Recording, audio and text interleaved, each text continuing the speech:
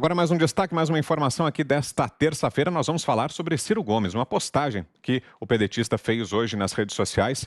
Ciro defendeu Getúlio Vargas. Ele afirmou o seguinte, abro aspas: "Neste dia, há 67 anos, o maior líder político brasileiro do século XX, Getúlio Vargas, deixava a vida para entrar na história. Que sejamos dignos de sua memória e continuadores de sua grande obra", foi a postagem feita por Ciro Gomes hoje. Cris. Sabe que eu tive o desprazer aqui por ossos do ofício de dar uma navegada no perfil do ex-presidente Lula e ele também elogiou Getúlio Vargas hoje aqui, deixa eu ver até se eu acho o que ele fala de Getúlio Vargas, mas é engraçado os líderes de esquerda idolatrando Getúlio Vargas sem mencionar que foi o primeiro governo ditatorial do Brasil, né? Muito antes dos governos militares ali tão criticados pela esquerda, tão difamados, né? Porque houve, sim, repressão forte ao comunismo, aos terroristas, mas os governos militares também deixaram, né, um legado, tiveram um período de prosperidade para o Brasil e deixaram um legado para o Brasil, assim como Getúlio Vargas também deixou, mas às custas de muita perseguição a opositores. Eu fiz uma entrevista anos atrás com uma senhora de 97 anos, nem deve estar mais viva, mas ela é filha de um ex-preso político da época do Getúlio Vargas. E ela mencionava que ela tinha lembranças de infância, no meio da madrugada, da polícia do Getúlio entrando, morava aqui em Paranaguá, no litoral do Paraná. Naquela época, a Arena Popular, né, era praça pública e o pai dela era um desses cidadãos, igual todos nós hoje no Twitter, que a gente se manifesta ali no Twitter e nas outras redes sociais.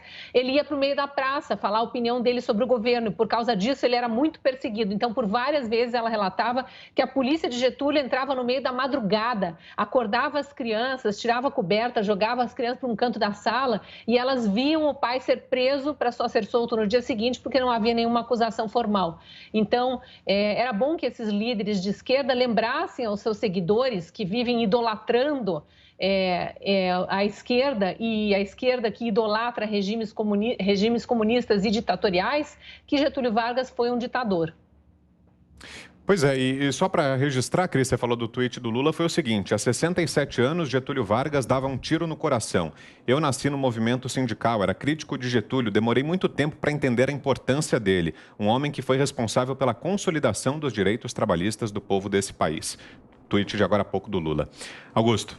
Bom, eu sempre digo que a única coisa que une os dois é um jogo de palavras, né? O Getúlio Vargas saiu da vida para entrar na história, segundo a Carta Testamento. E o Lula escapou da história para cair na vida, né? É só isso que eu vejo de semelhante, esse jogo de palavras, né? Mais nada. Ele já se comparou, o Lula, ao Juscelino, ao Getúlio, ao Mandela, ao Tiradentes e a Jesus Cristo. Que tal? Ele já ofendeu gravemente esses 5.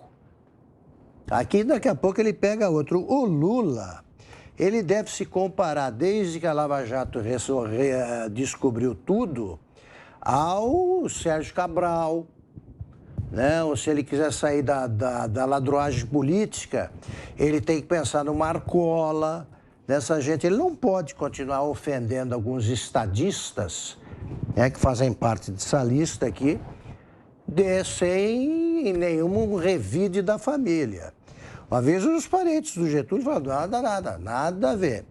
Nada a ver. Meu pai sabia falar, sabia discursar, disse uma filha do Getúlio, né? Alzirinha. Nada a ver, nada a ver.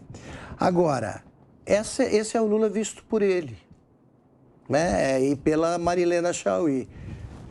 Quando a Marilena Chaui diz: quando o Lula fala, o mundo se ilumina. Eu digo: olha, os fenômenos que acontecem são outros. A ortografia pede asilo na Embaixada Portuguesa, né? O plural vai para a biblioteca portuguesa.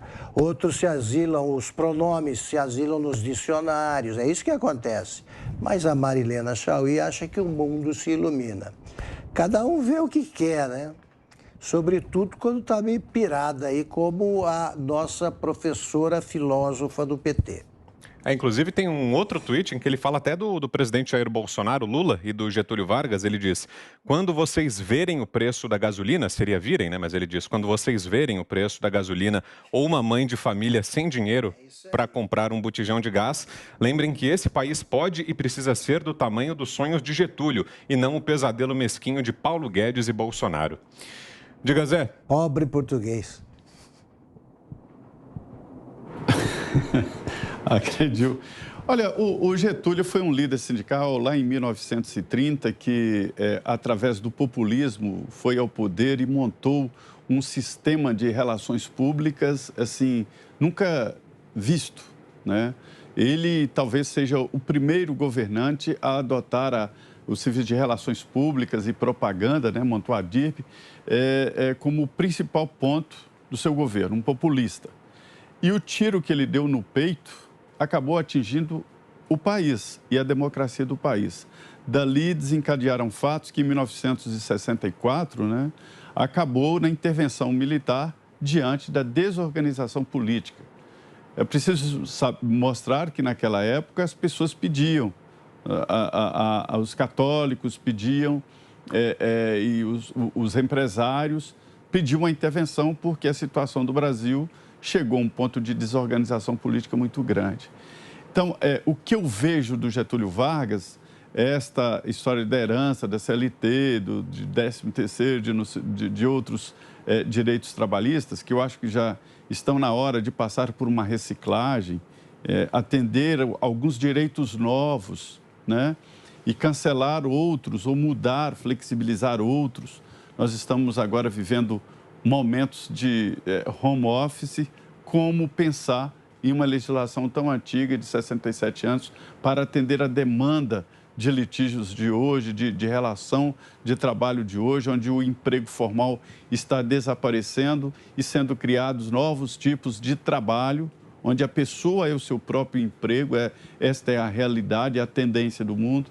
Então, todo esse legado está ficando realmente velho. Agora, eu não entendo realmente o Lula se comparar a Getúlio, até porque ele mostra lá que na origem ele era contrário a Getúlio, claro que era, né? E o Ciro Gomes também.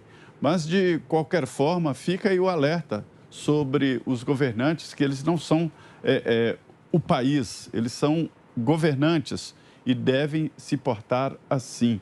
Então, um governante como Getúlio Vargas, que se coloca acima do país, ou o total do país, acaba prejudicando gerações e gerações.